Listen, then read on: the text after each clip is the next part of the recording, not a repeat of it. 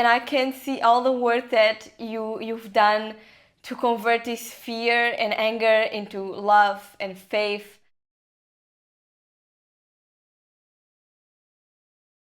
Hello everyone, and welcome to our channel today. Thank you so much for being here with us today. Today we will be interviewing our lovely Victoria. And she's a soul activation coach. Hello everyone, it's a pleasure to be here with you today.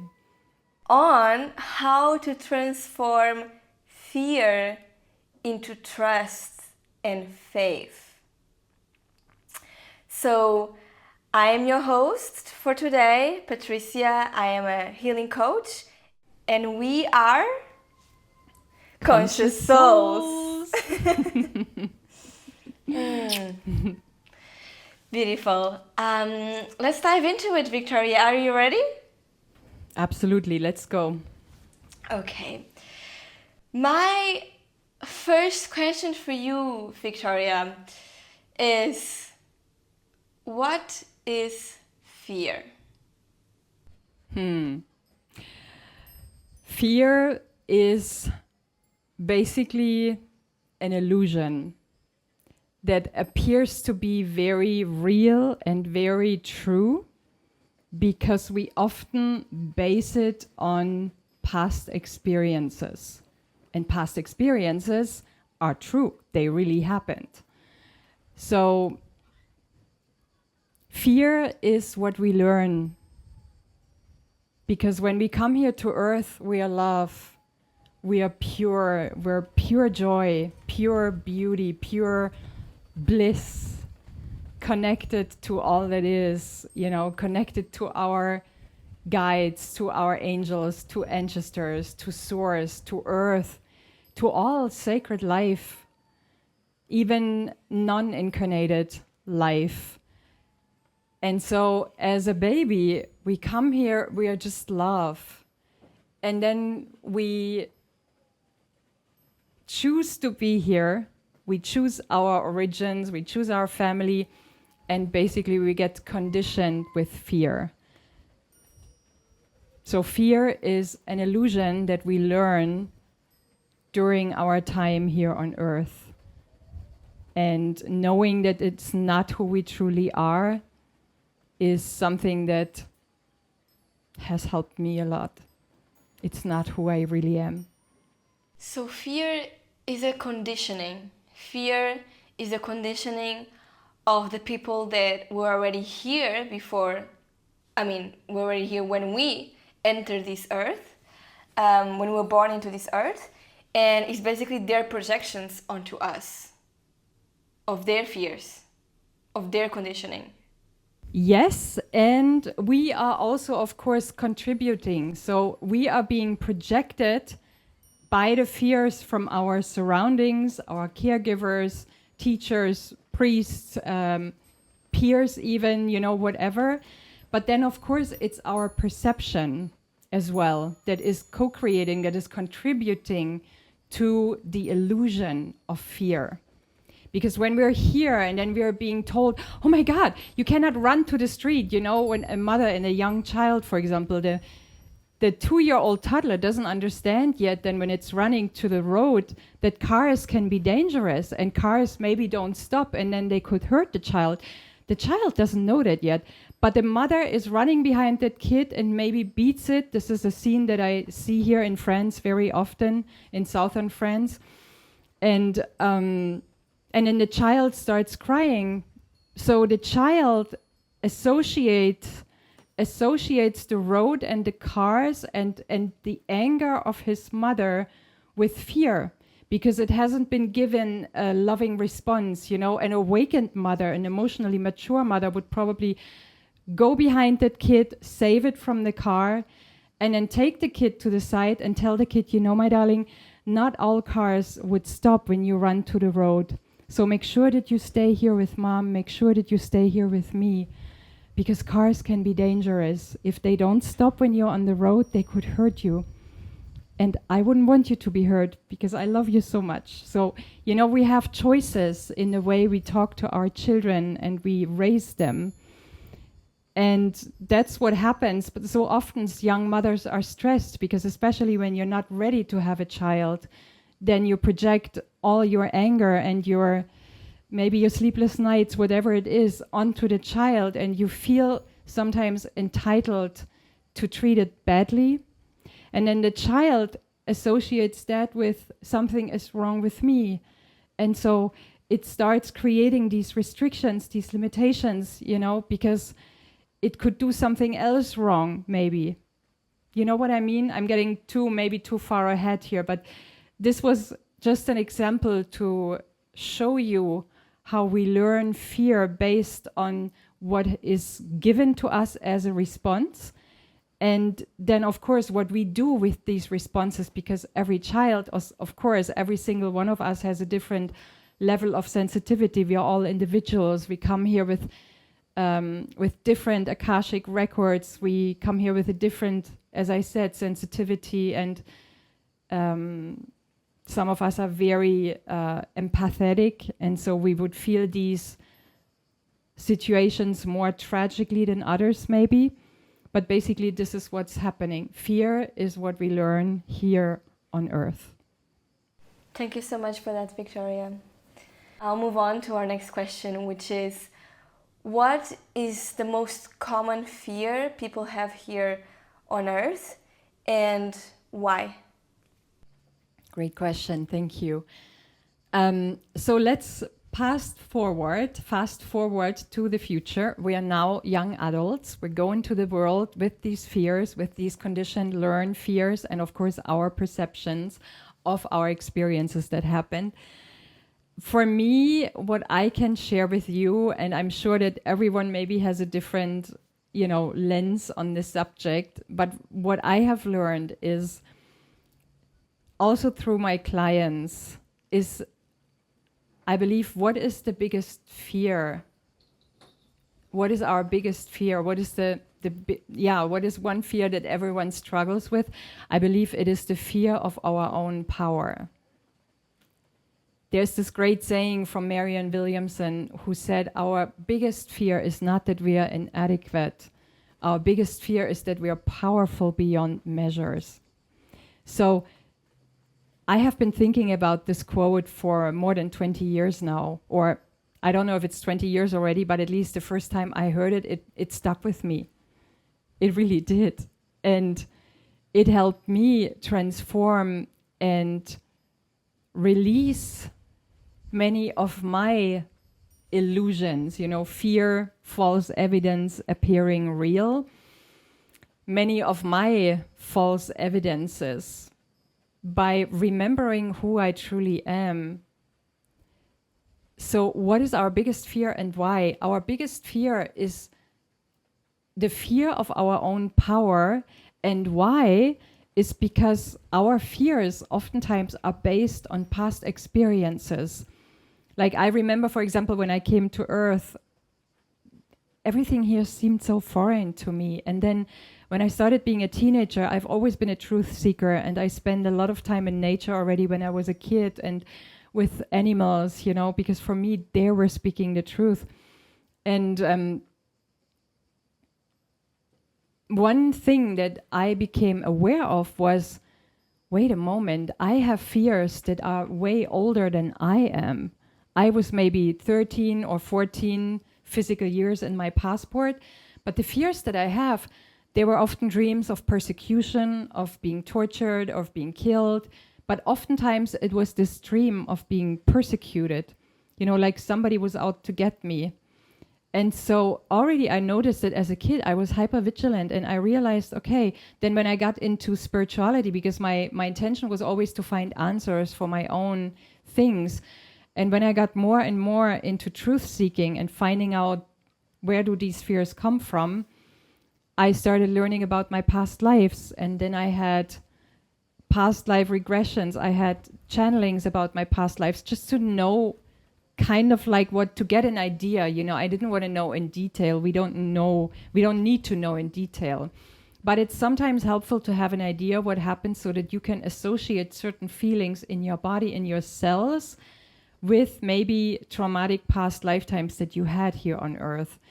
So for me, this was, okay, so then it became clear to me, okay, if I want to be living, if I want to be fully alive, if I want to be free in this lifetime, I need to transform these fears. And that's when I started my own inner work. And along, when you do an intention, when you say an intention, you start your healing process, then it's amazing what's happening. Answers are coming to you from everywhere. And so this quote from Marianne Williamson was really a guideline on my path. And it showed me, okay, if I am love, then what do these fears mean? And there is another thing that I learned is that fear and love, there's two main emotions. There's fear and there's love. Where there's love, fear cannot exist. And where there's fear, love cannot truly exist. Because as long as there's fear, love will always be conditional. And so to love ourselves unconditional again, that's when my work started. So I believe that the biggest fear is our own power, is we are afraid of our own power because it is unknown to us. And why? Because, many people are not even aware that we are born with this power, that this power is inherently who we are. Because the planet, the matrix, of course, wouldn't want us to know. So you mentioned that the most common fear that people struggle with is their own power. They're scared of their own power. But why is that, quote unquote, a threat? Why is that something they are afraid of? Because it is unknown to us. And people struggle with this fear of the unknown. Because we are our soul self, the soul self that is always joy, always bliss. It doesn't know all these kind of like lower emotional frequencies that we experience as a human being here on this planet, in this matrix. And then there is our ego self, there is the false self, so to speak, the conditioned self that learn fear and maybe is doing the life experiences or life decisions out of that fear. This is what I'm teaching my clients often, make decisions out of love, not out of fear. Because you will regret, most of the time I used to regret decisions that I made out of fear. Does that answer your question more or less? Yeah, so what I got is that if we were born into a reality where we're taught to embrace our power, we would not be scared of it. We'd actually be scared of the opposite. We would be scared of the fear and of the matrix and, So it's just because we are born into this society where we are shown that that is actually wrong or that actually doesn't exist at all. You know what? You made a very important point, Patricia. I truly believe that if we were born onto a planet where there's only love, everyone is connected, there's no more war, there's no more violence, people are living in harmony with trees, with plants, with all life, because they understand that life is sacred. The life of a tree is as sacred as the life of a human being. The life of a baby is as sacred as the life of a bird. Everything is connected. We are even aware that crystals contain memory, that crystals are alive, that, rocks may breathe. Everything is alive on this planet. And so when we would be born into a world where we are taught that love is the only truth and that everything else is an illusion, and then children would be raised according to that by mothers and fathers, exactly. Yeah, by families, basically. There's not one rich class and one middle class and one poor class. There's no more exclusion. And I believe that if we would be born in such a world, a baby would grow up completely different, because we would know about our power. We would be even taught about our power. School, kindergarten wouldn't even be necessary anymore, because people are so awakened that telepathically we are downloading our wisdom to our children and to all life around us. So maybe if schools wouldn't be necessary anymore, but if there would be still schools or kindergarten, You would learn in those schools, you are one with all sacred life. You are a powerful being. Your thoughts can manifest instantly. You know, we are living in harmony with our androgynous self, with our both, kind of like we were talking about the hemispheres, the brain hemispheres, you know, the left one being the male, the right one being the female hemisphere. We are living in harmony with all that. We are in oneness. We are love awakened, conscious souls. I believe that in such an environment, there would be no fear. And this is why the baby, the child that would be born in such an environment, and I'm not sure if women still would really have to go through that pain, through that physical struggle. I wonder if there would be different ways to give birth into a world like this. But a child would grow up differently. We would all remember who we are. We would be living in love because we are learning from the very beginning that the universe is friendly, that there is no perceived danger out there. Everything is a perception. So as long as our environment is teaching us, this is dangerous, this is dangerous, this is dangerous, you have to protect yourself, you have to protect yourself. You know, as long as we're in an environment like this, how can a child ever feel safe? And of course, a human being, the same. When I think about this earth, like you were talking about, like born into love and faith, children would actually develop superpowers, what we call nowadays superpowers. But I wouldn't say that they would develop them. They would just not limit them, because we are all born with them. But because of our conditioning, we are taught to not even know that we are capable of it. So children and adults would have what we call superpowers, which are not even superpowers. They're just normal human powers. Exactly. Yeah, very good point, Patricia. I absolutely agree. Great. I will move forward to the next question then, which is, can you share a personal experience where you transformed fear into trust? Yeah, I love this question. I could probably tell you many, many instances, but I'm gonna go with this one. Years ago, when I saw a humanity destroying a beautiful planet and just cutting down trees for fun. Oh yeah, this tree could fall down to our house, we cut it, because otherwise the insurance wouldn't pay, you know? So basically you kill sacred beings, you kill sacred life because of fear. Here again, that's what fear does. So I had this fear that, oh my God, if humans continue this way, there would be no trees left. Because, I mean, if somebody lives close to a forest, yeah, fear maybe will take them to cut down the forest, because otherwise maybe the forest is catching fire one day and then their house could burn as well and they could burn as well. So let's just cut down the forest. Or I see what is being done here in southern France. People have this limited belief that trees need to be trimmed all the way down to their trunk. They need to be crippled all the way down to the trunk. And I felt like I was the only one connected to these trees and hearing them screaming and hearing them, no, we don't need this. We develop our crown the same as human beings. You know, you don't need trimming. You don't need to that somebody is cutting off your limb or, you know, something of your body because you would then grow even more beautiful. No. So where is this limited belief come from? And then I realized, oh, wait a moment, there's an agenda behind it, I feel. It's something that is being conditioned into humanity.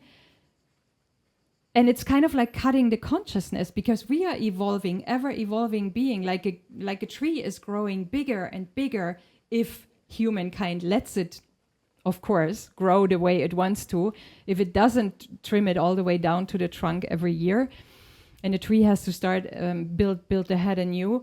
So if we would just let them grow, they would become bigger and bigger and taller, and their crown would reach more to the sky, like our consciousness.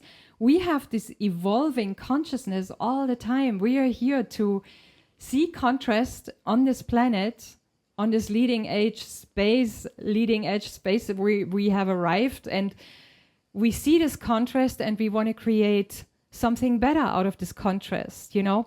But I feel like this is being, maybe there is something behind that is cutting the consciousness of humankind all the way down to there and not further. And this is where the crippling of the trees here is coming from, you know? So anyway, I had this fear, oh my God, if they continue doing this, there's no leaf left for us to breathe.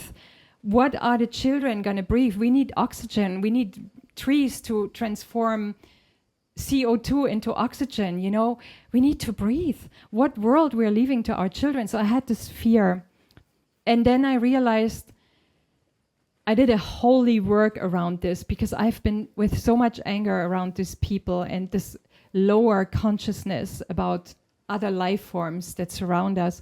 And so at one point I became aware, with lots of reading, lots of meditation, lots of nature connecting, lots of hugging trees, communicating to trees, listening to nature sounds, because nature is always telling us truth. I realized, wait a moment, your fear is an illusion. You do not need to be afraid. This was even trees that were telling me, you don't need to be afraid because you are stronger than that. We are stronger than that. We know what's going on. The trees were never angry. They were never sad about what humans did. I was, because I was worrying for the children of the future. I didn't want to create a fifth Atlantis or something, or watch people co-create a fifth Atlantis, because I knew where we were going.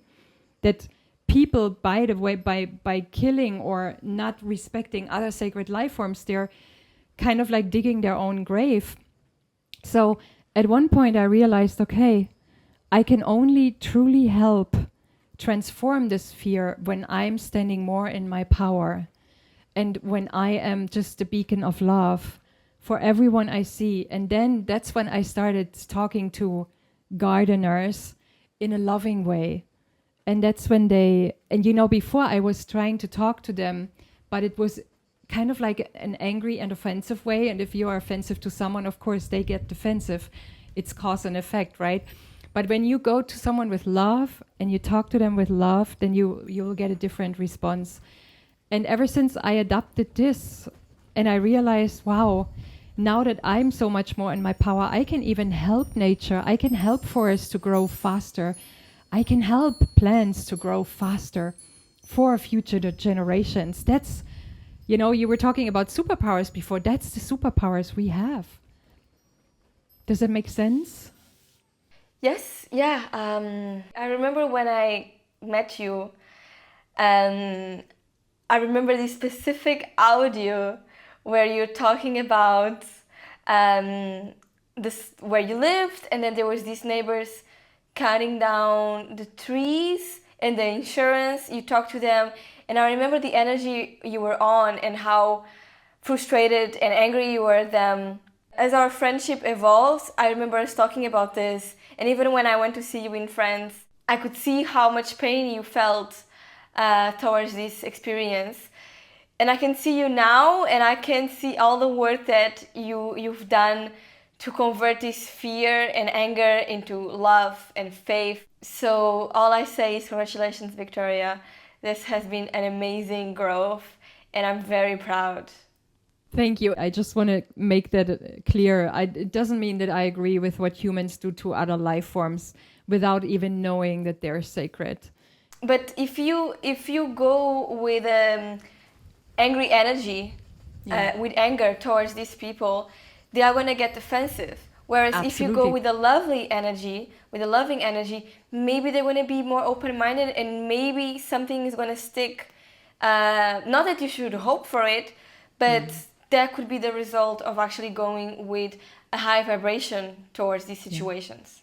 So this is what I'm determined to do. I'm staying in my high vibration. So when I hear, even in summer, they're cutting trees down or cutting crowns of trees, not knowing that the tree needs the crown to protect the trunk. When I hear this now, I am praying. Not that I'm religious, I'm very spiritual, but I'm praying. I'm praying for awakened consciousness in those beings. I'm sending them my love. I'm sending my love to the gardeners. I'm sending my love to the tree.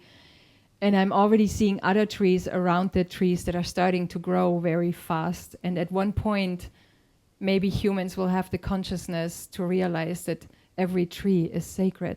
Thank you so much, Victoria. Well, I'm going to move on to my last question of today, which is, which advice would you give to someone that is stuck in fear? Yeah, great question.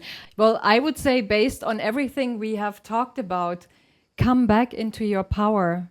Remember who you truly are. Remember who you were when you were a little baby, when you came to this planet and you were like, look at me, I am here and I'm amazing and I can do great things. And then boom, boom, boom, boom, all this environment is starting to limit us and start to, kind of cut our voice down, whatever it is, not to speak out too loud, not to be intense. So remember who you were, that sacred, beautiful, loving human being, and come back home into your soul. This is why I love what I do, a soul activation coach, but come back into your soul. Remember that you are love. Remember that every life form is sacred. And I would give an advice that might not seem related to your question directly, Patricia, but it is connect more with nature. Because when we connect more with nature, when you go for a walk at least an hour a day, and not between houses or buildings or parks, I'm talking wilderness. Find a little path in wilderness and walk a little bit if you can in wilderness.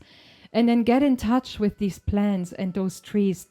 Don't just see them as a decoration. Oh yeah, it's kind of nice to be out here. It's calming. No. Start to communicate with them like they're life forms. They're sacred like you are as well. Start to see them as autonomous, sovereign, beautiful beings that are here to connect with you. They love you unconditionally.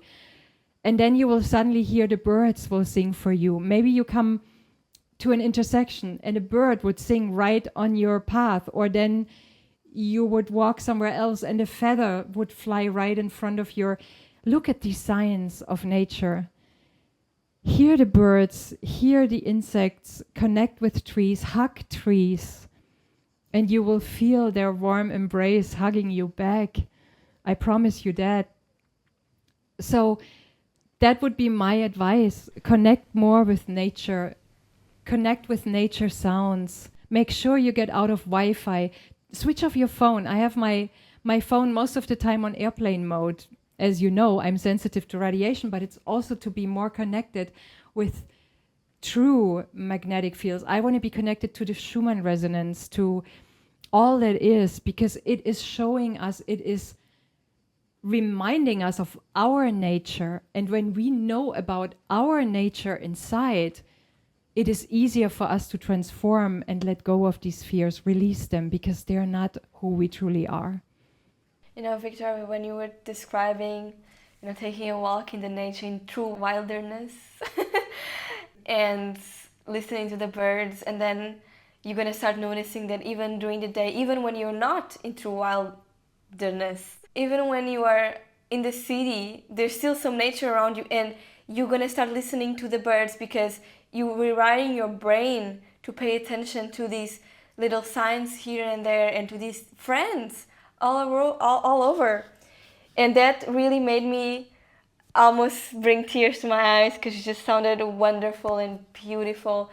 And I just feel like if more people did that, and also walking in the nature barefoot, that grounding is very healthy and very healing for us. And now we have sneakers, we have shoes all the time, and of course that makes sense when you're walking on the street. But I would say, walk barefoot.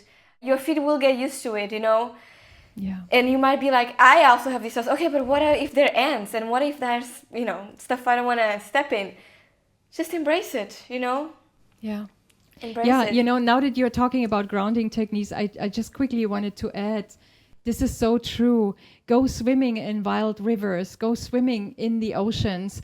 Do not go to swimming pools. They're full of chemicals.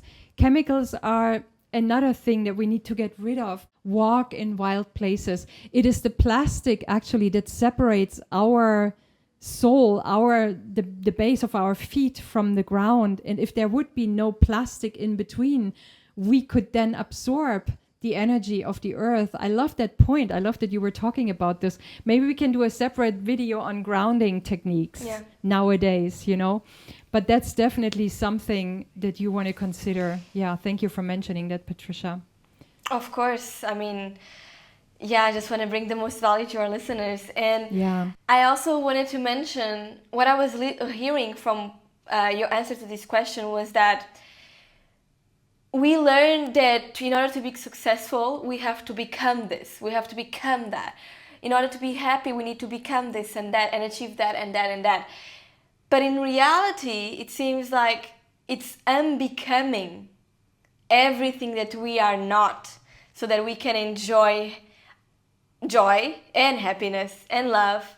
So it's not about adding things, stacking things up to who you are. It's actually like deleting, erasing everything that is not you, so that your true self can shine and be in its purest form. I agree. Yep, I couldn't agree more. And if I may add one last thought for our listeners, I hope that this was bringing value to you beautiful souls out there. Remember that the universe loves you, that you are loved more than you could ever imagine, that there is a love for every single one of us. And it doesn't depend on how you look. It doesn't depend on what color you have. It doesn't depend on your gender. It doesn't depend on your religion or your conditioning or your status or your wealth. There is a love that loves every form of life. And we humans are a form of life equally. So remember that the universe is friendly.